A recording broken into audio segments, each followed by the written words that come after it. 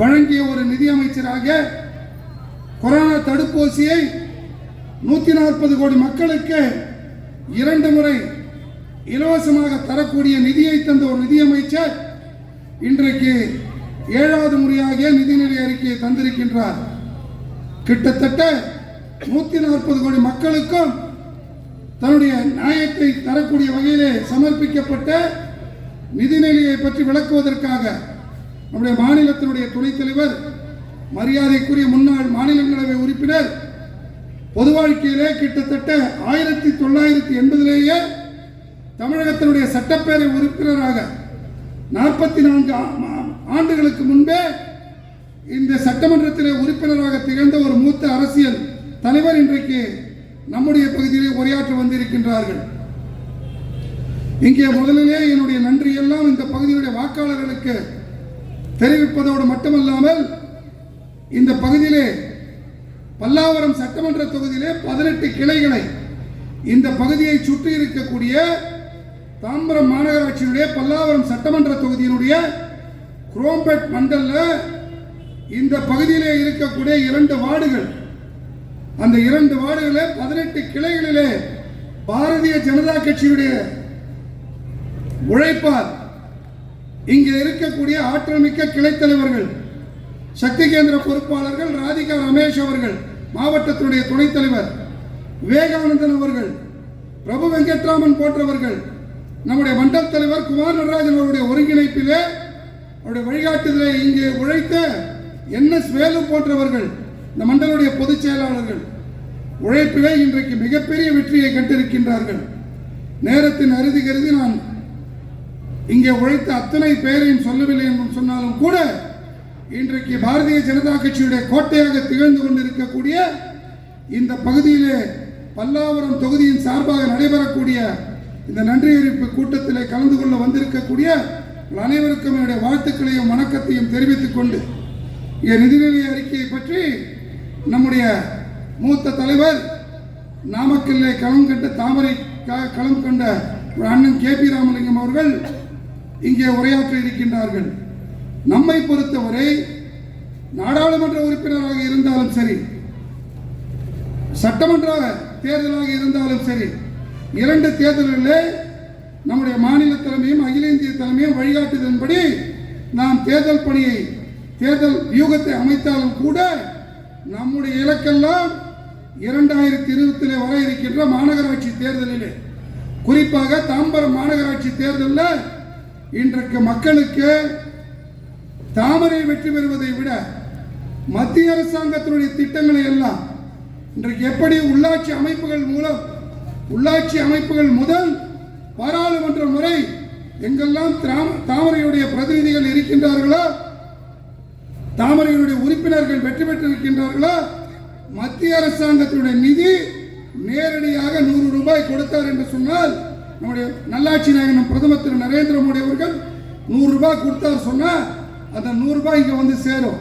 குறிப்பாக இந்த பகுதியிலே இருக்கக்கூடிய பல்வேறு பூங்காக்களை பசுமை பூங்காக்களாக, சுற்றுப்புற சூழலை பாதுகாக்கின்ற பூங்காக்களாக, காலையிலே நம்முடைய பகுதி வாக்காளர்கள் எல்லாம் நடைபயிற்சி செய்கின்ற பொழுது அது பசுமை மிகுந்த பகுதியாக மாற்ற வேண்டும் என்று சொன்னால், இங்கே நாம் உள்ளாட்சியை வென்றாக வேண்டும், இங்கே இருக்கக்கூடிய மாமன்ற உறுப்பினராக நாம் மாற வேண்டும் என்று சொன்னால், 2022 நாம் தனியாக 3 நாளில் வேட்பாளர் அறிவித்து 12 நாள் வேலை பார்த்து இன்றைக்கு ராதிகா ரமேஷ் போன்றவர்கள் 400 வாக்குகளை தோற்றார்கள் என்று சொன்னால், இன்றைக்கு அந்த 400 கடந்து இன்னும் 500 பெற்று இன்றைக்கு இந்த பகுதியில் இருக்கக்கூடிய 35வது வார்டு இன்றைக்கு பாரதிய ஜனதா கட்சி ஜெயிச்சிருக்குன்னு சொன்னால், இப்படி ஒவ்வொரு வார்டையும் இந்த பகுதியில் இருக்கக்கூடிய புருஷோத்தம் நகராக இருக்கட்டும், வெங்கட்ராம் நகர் பகுதியாக இருக்கட்டும், அல்லது MIT பகுதியாக இருக்கட்டும், நம்முடைய பல்லாவரம் சட்டமன்ற தொகுதியிலே இந்த குரோம்பேட் மண்டலில் இருக்கக்கூடிய அத்துணை வார்டுகளையும் ஜெயிப்பதற்கான பணியை நாம் துவக்க வேண்டும். துவக்கி இருக்கின்ற பணியை வேகப்படுத்த வேண்டும். குறிப்பாக நேற்றைக்கு பம்மல் அலகாபுத்தூர் பகுதியில் மாநகராட்சியை கண்டித்து ஆர்ப்பாட்டம் செய்திருக்கின்றார்கள். ஒவ்வொரு மண்டலையும் அந்த ஆர்ப்பாட்டம் நடைபெற இருக்கின்றது. மாநகராட்சியில் நடக்கிற ஊழலை நாங்கள் பார்த்து கவலைப்படாதீங்க. பாரதிய ஜனதா கட்சி இன்னைக்கு கூட மாநகராட்சியுடைய மாமன்ற கூட்டம் இன்றைக்கு காலையில் நடைபெற்றது. அதில் பார்த்தோம் சொன்னால் பிரதான எதிர்கட்சியாக இருக்க வேண்டிய அனைத்து இந்திய அண்ணா திராவிட முன்னேற்ற கழகம் சம்பிரதாயத்துக்காக அவர்கள் தங்களுடைய எதிர்ப்பை தெரிவித்துவிட்டு வெளியே வந்திருக்காங்க. ஆனால் நடைபெற்றிருக்கக்கூடிய ஊழல், தாம்பரம் மாநகராட்சியில் நடைபெற்றிருக்கக்கூடிய ஊழல் என்பது இன்றைக்கு சிபிஐ விசாரிக்கக்கூடிய அளவுக்கு இன்றைக்கு ஊழல் நடந்திருப்பதாக மக்கள் பேசிக் கொண்டிருக்கின்றார்கள். இந்தியாவிலேயே பாரதத்திலேயே எங்கேயும் நடக்காத ஒரு ஊழல். மாநகராட்சியுடைய ஆணையர் அழகுமீனா ஐஏஎஸ் அவர்கள் இன்னைக்கு கன்னியாகுமரிக்கு மாற்றப்பட்டிருக்கின்றார். அவருடைய கையெழுத்தை போலியாக பயன்படுத்தி இந்த பல்லாவரம் பகுதியை சார்ந்த ஏகே பில்டர்ஸ் என்கின்ற ஒரு நிறுவனம் பாரதிய ஜனதா கட்சி பேரலாக இன்றைக்கு விசாரித்துக் கொண்டிருக்கின்றோம். வந்திருக்கக்கூடிய தகவல்கள் எல்லாம் அதிர்ச்சியை தந்து கொண்டிருக்கின்றது. அதில் இருக்கக்கூடிய ஒரு முக்கிய அதை வழிநடத்தக்கூடிய ஏகே பில்டர்ஸை வழிநடத்தக்கூடிய குமார் என்பவர் நம்முடைய காங்கிரஸ் கட்சியுடைய தமிழக காங்கிரஸ் கட்சியுடைய பொருளாளராக இந்த பகுதியிலே கட்டுமான பணியை அதிகமாக செய்து கொண்டிருக்கக்கூடிய ரூபி பில்டர்ஸோட உறவினர் என்று சொல்கின்றார்கள். அதோடு மட்டுமல்லாமல் அதிலே இன்றைக்கு இந்த போலி கையெழுத்துக்களை பெற்று தந்ததில் திராவிட முன்னேற்ற கழகத்தினுடைய துணை மேயருடைய ஆதரவு இருக்கின்ற தகவல் எல்லாம் வந்து கொண்டிருக்கின்றது. அதை கூட ஊடகங்கள் வாயிலாகவோ மற்றவர்கள் வாயிலாகவோ அந்த ஊழல் வெளியில் வரல. அந்த பகுதியை சார்ந்த ஒரு பொதுமக்கள் இங்கே எப்படி நீங்கள் இபி டிரான்ஸ்ஃபார்மருக்கு லைசன்ஸ் கொடுத்தீங்க, அது இருக்கும்போது எப்படி என்ஓசி கொடுத்தீங்கன்னு என்று தகவல் அறியும் உரிமை சட்டத்தின் அடிப்படையில் அவர் கேள்வி எழுப்பிய பொழுது இன்றைக்கு அந்த உண்மை வெளியே வந்திருக்கின்றது. இப்படி எத்தனை பில்டிங்குக்கு இந்த தாம்பரம் மாநகராட்சியில் நம்முடைய மாநகரத்தினுடைய ஆணையராக இருந்த அழகுமீனா ஐஏஎஸ் கையெழுத்தை போலி கையெழுத்தை போட்டாங்கன்றது இனிமேல் தான் தமிழகத்தினுடைய அதிகாரிகள் விசாரிக்க வேண்டும். நமக்கு என்றைக்குமே இந்த காவல்துறையினுடைய இந்த திராவிட மாடல், விடியாத திராவிட மாடல் அரசு, குறிப்பாக முத்துவேலர் கருணாநிதி ஸ்டாலினுடைய அரசில் நீங்கள் உண்மையை காவல்துறையால் வெளியில் கொண்டு வரவே முடியாது. நீங்கள் டிவிஎஸ்சி விசாரணை போட்டாலும் சரி, சிபிசிஐடி விசாரணை போட்டாலும் சரி, இன்றைக்கு இந்த தாம்பரம் மாநகராட்சி ஆக்டோபஸ் போல திமுகவுடைய கோஷ்டி அரசியலாக இங்கே ஆக்டோபஸ் போல இங்கே காவு வாங்கி கொண்டிருக்கக்கூடிய நாடாளுமன்ற உறுப்பினர் டிஆர் பாலுவாக இருந்தாலும் சரி, அல்லது அமைச்சர் தாமு அன்பரசனுடைய அந்த கோஷ்டியாக இருந்தாலும் சரி, திமுக கோஷ்டியாக இருந்தாலும் சரி, அல்லது சட்டமன்ற உறுப்பினர்கள் கருணாநிதியாக இருந்தாலும் சரி, எஸ்ஆர் ராஜா தாம்பரம் எஸ்ஆர் ராஜா அவருடைய கோஷ்டியாக இருந்தாலும் சரி, இன்றைக்கு ஆளாளுக்கு தடியெடுத்தவெல்லாம் தண்டல்காரங்களாக கோலவு செய்ததன் காரணமாக இன்றைக்கு தாம்பரம் மாநகராட்சியினுடைய மேயராக ஒரு தாழ்த்தப்பட்ட பட்டியலிட்ட சகோதரியை இன்றைக்கு எந்த அளவுக்கு அவர்கள் இதை தொடர்ந்து பாரதிய ஜனதா கட்சி சொல்லிட்டு வரோம், எந்த அளவுக்கு நம்முடைய மேயர் அவர்களை செயல்படாமல் விடுவதனுடைய விளைவு இன்றைக்கு இது போன்ற ஊழலாம் வெளியே வந்திருக்கு. நிச்சயமாக மாநில அரசாங்கம் இதில் நடவடிக்கை எடுக்கவில்லை என்று சொன்னால் இதை மக்கள் போராட்டமாக, மக்கள் புரட்சியாக மாற்றி இங்கே நடைபெற்ற ஊழலில், ஏன்னா இன்னைக்கு பாரதிய ஜனதா கட்சிக்கு அந்த உரிமை இருக்கு. எங்களை நம்பி இந்த தாம்பரம் மாநகராட்சியில் மாநகராட்சி தேர்தலில் 26,000 வாக்குகளை தந்த மக்கள் இன்றைக்கு 76,000 வாக்குகளை 2024 தேர்தலில் கொடுத்திருக்காங்க. எங்களை நம்பி ஓட்டு போட்டிருக்காங்க.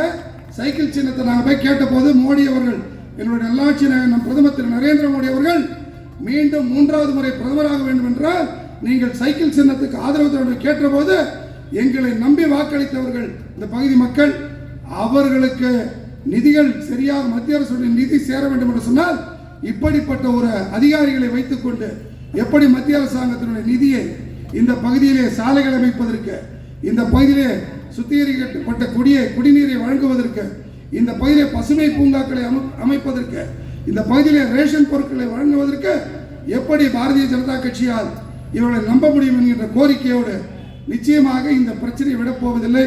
ஆகவே இந்த நிகழ்ச்சியை மிக சிறப்பாக ஏற்பாடு செய்த இந்த குரோம்பேட் பகுதி மக்களுக்கும் பாரதிய ஜனதா கட்சியுடைய சொந்தங்களுக்கும், குறிப்பாக இதை சிறப்பாக ஒருங்கிணைத்த பல்லாவரம் சட்டமன்ற தொகுதிக்கு உட்பட்ட பல்லாவரம் வடக்கு மண்டல தலைவர் சந்திரசேகர் அவர்கள், மத்திய பல்லாவரத்தினுடைய தலைவர் நாகராஜன் அவர்கள், நம்முடைய குரோம்பேட் பல்லாவரத்தினுடைய குரோம்பேட் மண்டலுடைய தலைவர் குமாரராஜன் அவர்களுக்கும், பம்மல் பொழிச்சலூர் மண்டல தலைவர் செந்தில் அவர்களுக்கும், திருநீர்மலை மண்டல தலைவர் அனில்குமார் அவர்களுக்கும், அனகாபத்தூர் மண்டல தலைவர் நம்முடைய அருமைக்குரிய சகோதரர் வெங்கடேசன் அவர்களுக்கும், அதேபோல மாவட்ட நிர்வாகிகள், குறிப்பாக இந்த பகுதியிலே களம் கொண்டு மிக சிறப்பாக பணியாற்றி கொண்டிருக்கக்கூடிய மாவட்டத்துடைய துணைத் தலைவர் ராதிகா ரமேஷ் அவர்களுக்கும், மாவட்டத்துடைய செயலாளர்கள் அன்பிற்கினிய சகோதரர் கோகுல் அவர்களுக்கும், நம்முடைய பொழிச்சலூர் ரவி அவர்களுக்கும், மாவட்ட அணிப்பிரிவு தலைவர்களுக்கும், குறிப்பாக மாநிலத்தினுடைய மருத்துவ பிரிவுடைய துணைத் தலைவர், இந்த பகுதியிலே மக்களுடைய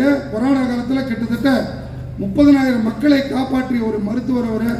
குறிப்பாக எங்களுடைய இயக்கத்திலே மூத்த நிர்வாகிகளாக இருந்த ராமசேகர் அவர்களையும், முன்னாள் மாவட்ட தலைவர் பலராமன் அவர்கள் இன்றைக்கு உயிரோடு இருக்காங்கன்னு அவர் தான் காரணம். ஏன்னா அன்றைக்கு வெளியே யாரும் வர முடியாது. 2 பேருக்கு ரொம்ப அக்யூட்டாக இருந்த காலத்தில் உடனடியாக தொலைபேசியில் தொடர்பு கொள்வது, சம்பந்தப்பட்ட மருத்துவர் சந்திப்பதில் எத்தனையோ பேரை காப்பாற்றிய ஒரு மருத்துவர். குறிப்பாக பாரதிய ஜனதா கட்சி முதல் முறையாக 2016 தாமரை சின்னம் இந்த பல்லாவரம் சட்டமன்ற தொகுதியில் நின்ற பொழுது, பிரிக்கப்பட்ட பல்லாவரம் தொகுதியில் முதல் முறையாக தாமரை சின்னம் நின்ற பொழுது 12ஆம் வாக்குகளை பெற்ற மருத்துவர் கோபி ஐயாசாமி அவர்கள், இவர்கள் அனைவரும் இணைந்து இன்றைக்கு வரக்கூடிய 2026 மாநகராட்சி தேர்தலில் 35 வார்டுகளில் அனைத்து வார்டுகளையும் வெற்றி பெறுவதற்கு அயராது உழைப்போம் என்று கூறி வாய்ப்புக்கு நன்றி பாராட்டி விடைபெறுகின்றேன். பொதுச் செயலர் ஆனந்த் அவர்களுடைய